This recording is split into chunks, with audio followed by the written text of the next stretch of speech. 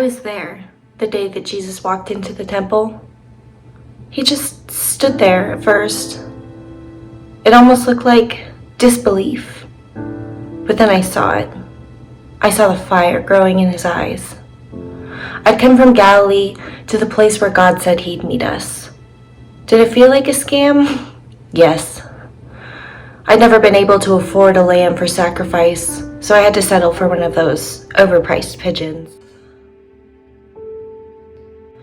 As a mother and a young wife, there's a name you never expect to be called. Widow. I didn't realize how safe I had felt with my husband around. Until he was gone, it was like being exposed on every side with nothing between my babies and a world of vipers. But me. Just me.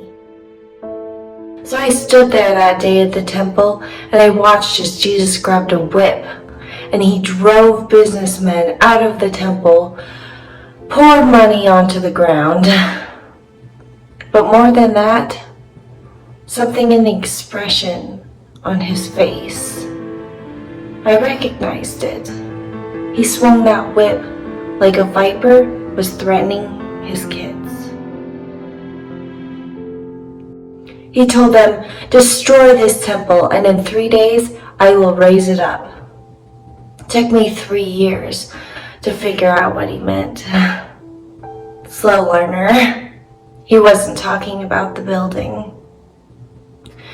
That was a place where dishonest men had put their grimy fingerprints on God's glory, and they defiled the intimate process of worshiping him. That day wasn't about destruction. It was about hope. Because now, knowing God is all about Jesus. When I think back on that day in the temple and I remember what Jesus did and how he did it, I felt like I was being rescued. Life can still be brutal. My kids' appetites are still growing. I still cry a lot.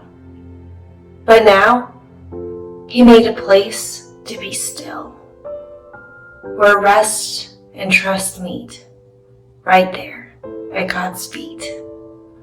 And the price of that access? It's paid because of Jesus. He conquered death, and that's how I make it through life.